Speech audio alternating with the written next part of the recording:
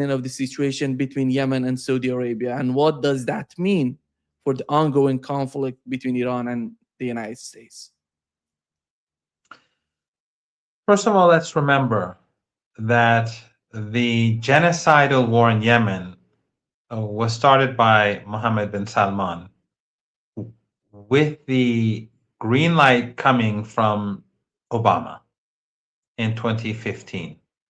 It was around the time when the JCPOA, the nuclear deal, was being negotiated in Vienna. I was in Vienna, I think, when the war started, when the genocidal war started. So the Emirates and the Saudis began this genocidal war, and everyone in the region backed it. Everyone, the Qatar, Turkey, Jordan, the Kuwait, Bahrain, the Emirates. Well, the Emirates were part of it. They were all in on this. And of course, NATO was behind it. Western countries were behind it. They were providing the ammunition, the weapons. Western advisors were keeping the Saudi Air Force in the air. They were bombing Yemen day and night. U.S. ships were patrolling the Red Sea, preventing food from getting in. They starved the people of Yemen.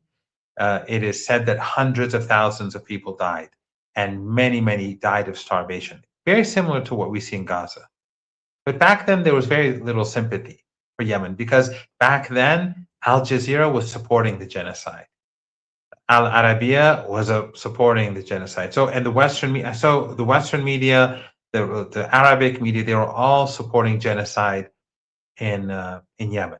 So, when you see Al Jazeera pretending to care about the Palestinians, it's not because they're moral. I mean, they're good people in Al Jazeera, journalists and decent people who work in Qatar. I don't reject that at all. But Al Jazeera itself, its policy was to support the genocide. In fact, I was invited on twice in Al Jazeera, and on Inside Story, and I hit very hard, and then I was banned on Al Jazeera for a very long period of time. They wouldn't invite me again.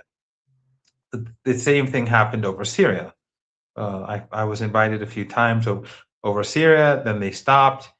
Then it's a long story. I'll tell you about it later. But how I found out that I was banned over Syria, very funny story. But anyway, so they all, the West, the collective West, came to destroy the revolutionaries in Yemen, and because of the Saudi and Emirati money and clout, they were able to get a UN Security Council resolution which stated that the former regime, even though it was overthrown and completely unpopular, that was the internationally recognized government.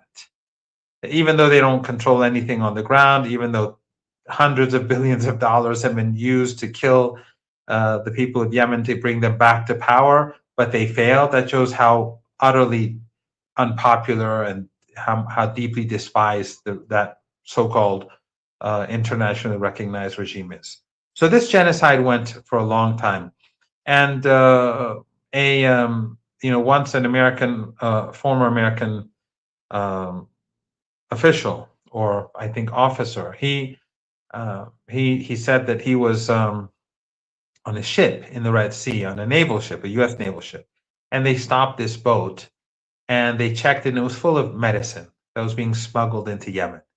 And they took all the medicine and dumped it into the sea. That's what the Americans and the Saudis and the Emiratis and the Australians and the New Zealanders and the Canadians and the Europeans and the Qataris and Erdogan and King Abdullah, and that's what everyone was supporting.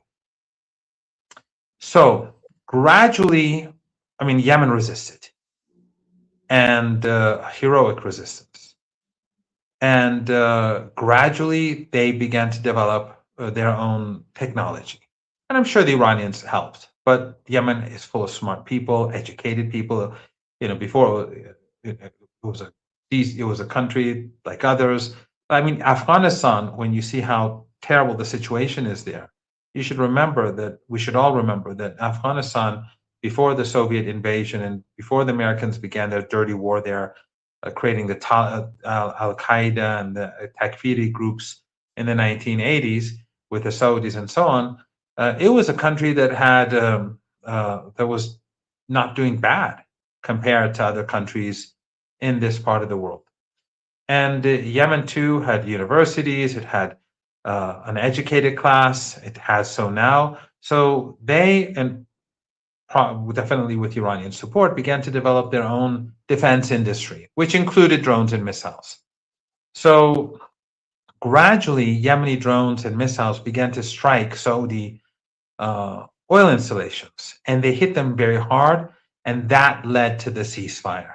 That led to the end of the fighting between Yemen and Saudi Arabia. So the Saudis were forced to submit after years of genocidal war, supported that the West supported. So this is not their first genocide the West has carried out in our part of the world, and that was Obama's genocide. And of course, Trump continued the genocide, but it was started by Obama. So,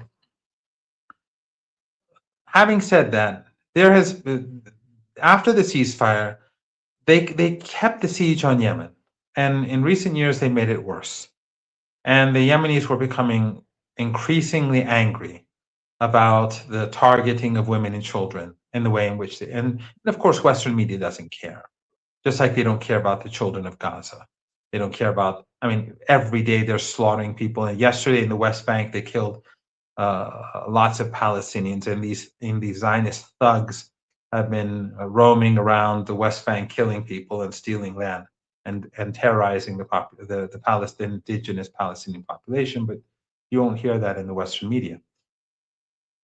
So then, after Ayatollah Khamenei was martyred, and then the funeral was planned, and the date was declared for his funeral, the Iranians sent a passenger plane, an ordinary passenger plane with an ordinary crew, men and women, to bring in the people of the Yemeni delegation.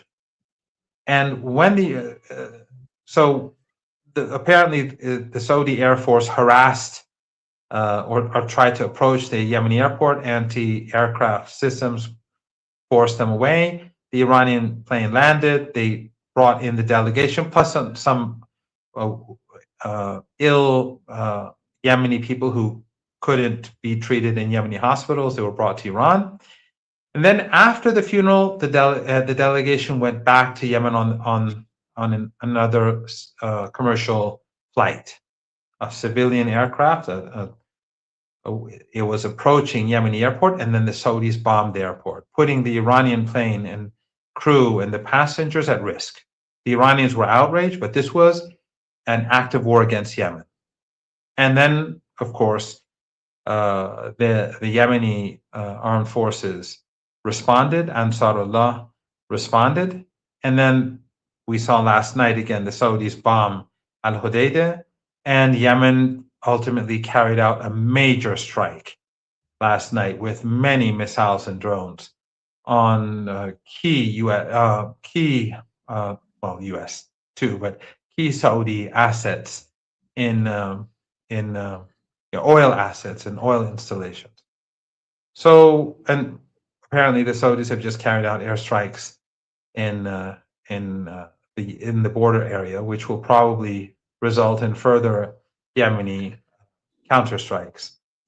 So this is a huge escalation. I personally think that the Saudis were utterly foolish to bring about this situation. I mean, striking the airport at this time when the Strait of Hormuz is closed, and carrying out an active war against the people of Yemen when the Yemeni people are sick and tired of the siege. They gave them an excuse and every right to strike back.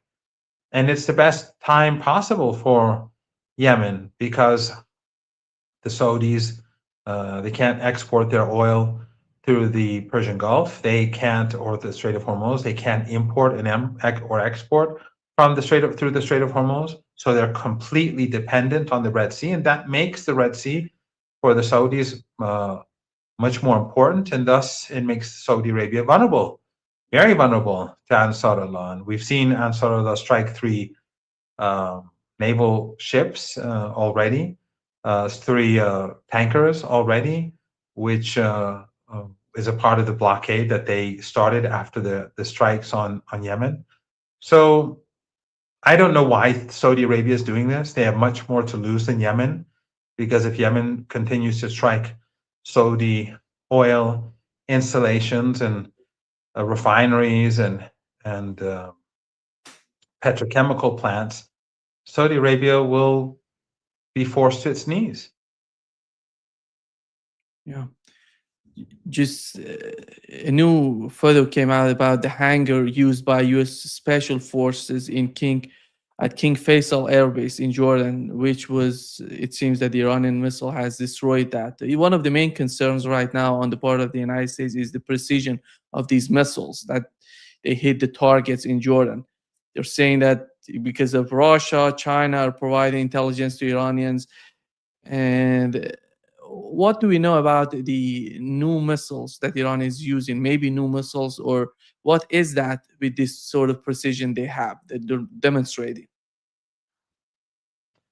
Well, they have no idea why Iran's missiles are so good. This is, of course, Iranian indigenous technology. And the Yemeni missiles have been very effective too. Are they also being using Russian and Chinese satellites? I don't think they really know. I don't think the Americans know what's going on. Trump himself claims that the Russians and the Chinese have nothing to do with it. I have no idea. I don't know these things, but I do know that the Yemeni missiles and their drones have been very effective, and Iranian missiles and drones have been very effective. A lot of these bases are very well known to the Iranians, and the Iranians have many people in the region who are providing them with information. There are many people who are cooperating with Iran across the Persian Gulf region, in Jordan, and elsewhere. When Americans are despised almost universally by the people, you're going to have lots of people who are going to be helping the Iranians. Have no doubt about that, and Yemen for that matter. But I don't know. I mean, I can't say that for sure how the Iranians are doing this, but ultimately it is Iranian missile technology that comes first and foremost.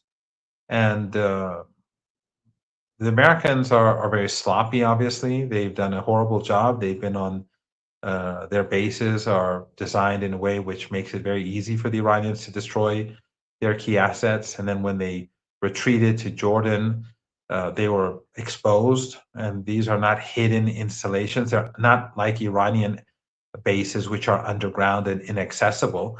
These are out in the open. Someone from Jordan has to just send information to the Iranians that out over there are these new buildings that the Americans are using, and then the Iranians will target them. I don't think the Americans quite understand the degree to which they are despised. And people across the region are seeing through the propaganda, the sectarian propaganda that the Qatari and the Saudi and the Emirati media empires have been promoting, the racist because they have a huge media apparatus. It's not just Al Arabiya or Al Jazeera.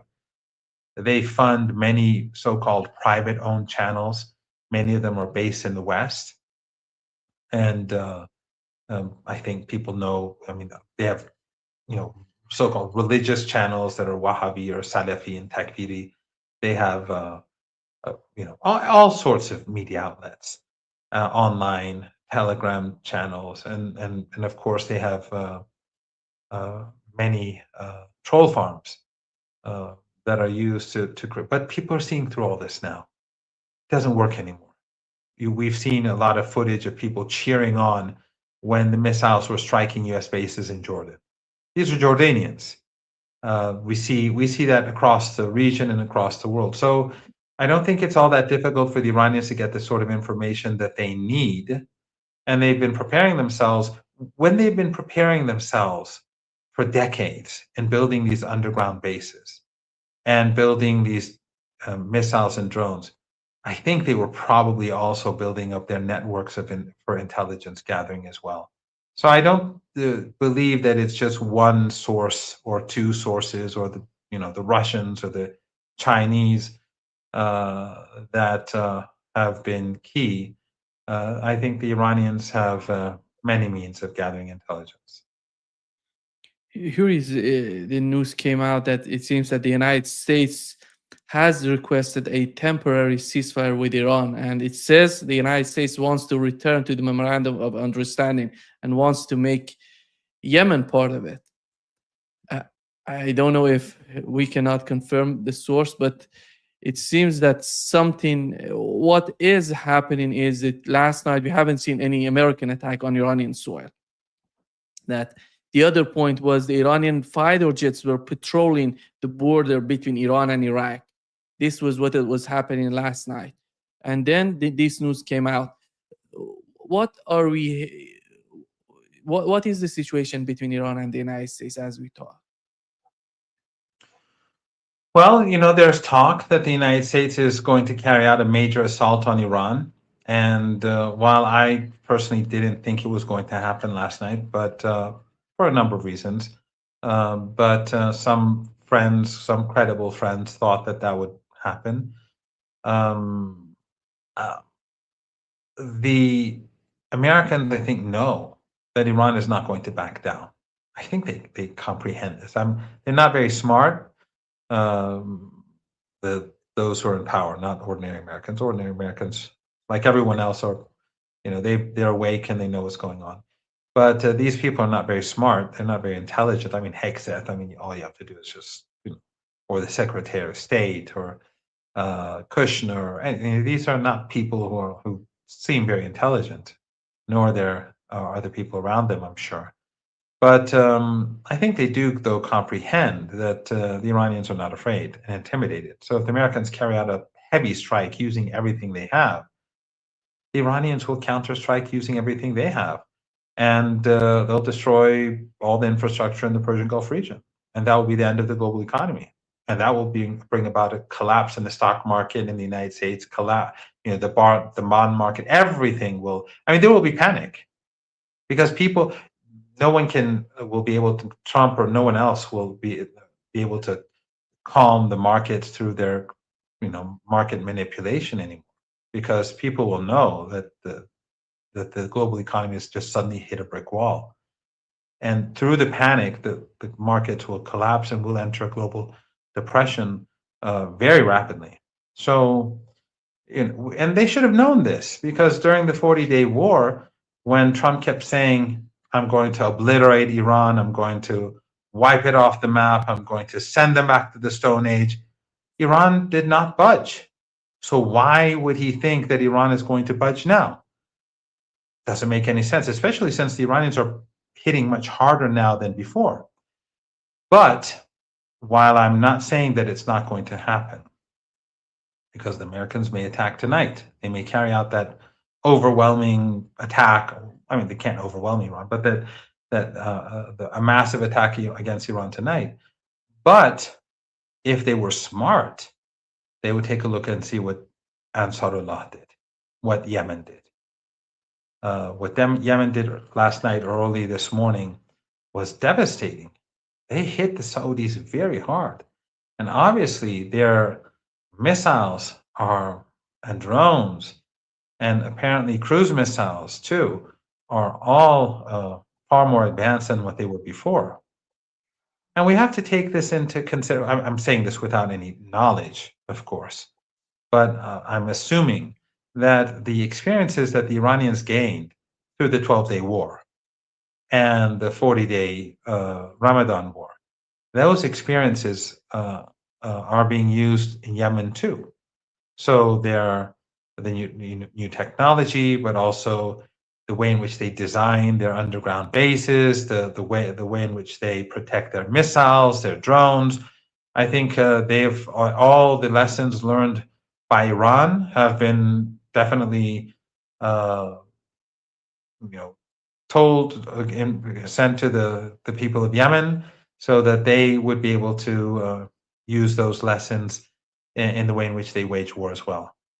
And as I said, since the Strait of Hormuz is closed and the Bab al-Mandab is closed to the Saudis, and you have two powerful forces, meaning Iran and Yemen, who are now engaged in war. The Americans cannot win. I mean, the Americans have already lost once against Yemen last year, and they've already lost against the Iranians. So how are they going to win simultaneously against both Yemen and Iran?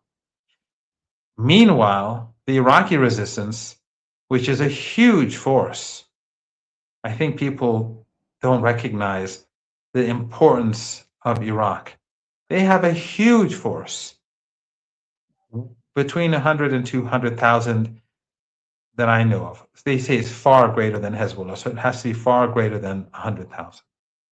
So, and they have easy access to all sorts of weapons. And we saw the funeral of the martyr Ayatollah Khomeini in Najaf and Karbala. We see that they have popular support, how the Islamic Revolution, the Islamic Republic, and the resistance has popular support. So if Yemen is engaged and Iran is engaged and then Iraq gets engaged, what can the Americans do? What can Kuwait do? What can Qatar do? What can the Emirates do? None of them can do anything. So the smart thing would be for the Americans to back down and just to bring an end to this. But is the regime in Washington smart? Of course not. And will the Zionists support this? Of course not. But this is the reality on the ground. And of course, as I think I said before, that if there is an agreement at some point, the Iranians are not. I don't see the Iranians going back to the MOU. They will demand things up front, and they will include Yemen. And they would probably make new demands with regards to Gaza. Here is what New York Times reported. It says Iran has prepared for a possible attack in recent months by strengthening fortifications and creating obstacles and explosive traps around some of its nuclear facilities, which makes the execution of any ground operation highly risky.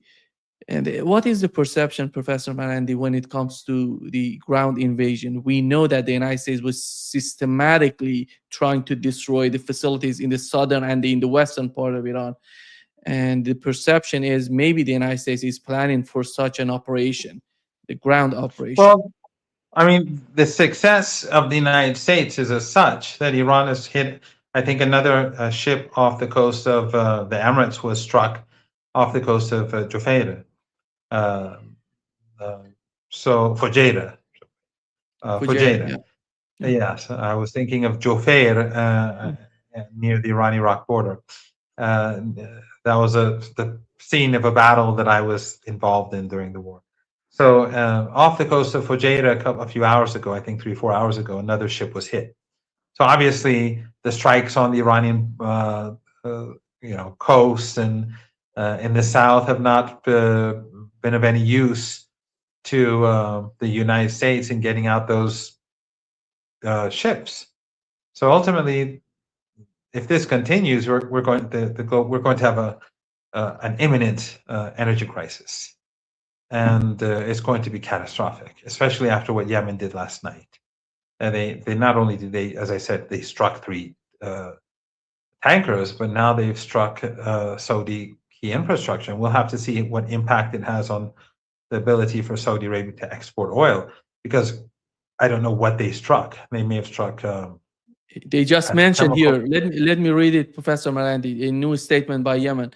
The Yemeni forces announced that they targeted Aramco refinery in Jazan and the Aramco East-West pipeline in Yanbu, Saudi Arabia, with dozens of ballistic missiles, cruise missiles, and drones. Yemen announces that that blockade will be met with blockade, and escalation will be met with escalation. This is the statement by Yemen.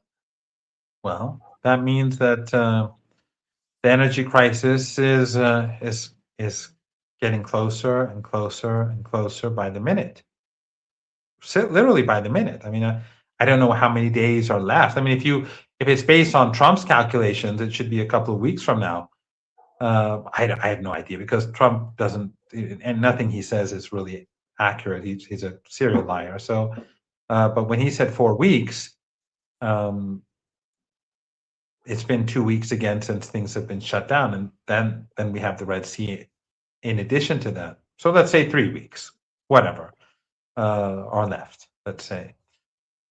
But a major U.S. assault, if it's carried out, then the exports will be permanently stopped from our region, permanently, because all the infrastructure in the Persian Gulf will be destroyed, and these countries will collapse. We've discussed this before. They can't survive in deserts without electricity and desalination plants, and if their oil and gas infrastructure is destroyed, there's no reason to stay there anymore. So the Americans recognize this, and now after what Yemen has done, and Yemen obviously can continue these assaults on Saudi installations, and so can Iran. So why would the United States want to continue with this? That doesn't mean it won't. The United States may start waging a war against Yemen and Iran. It's possible, but it will fail. And we've discussed this before. If they want to carry out a land operation, that's what the Iranians want. During the Ramadan war, we discussed this on your show multiple times. The Iranians back then wanted a land invasion. And if anyone thinks that the Iranians are not prepared for a land invasion,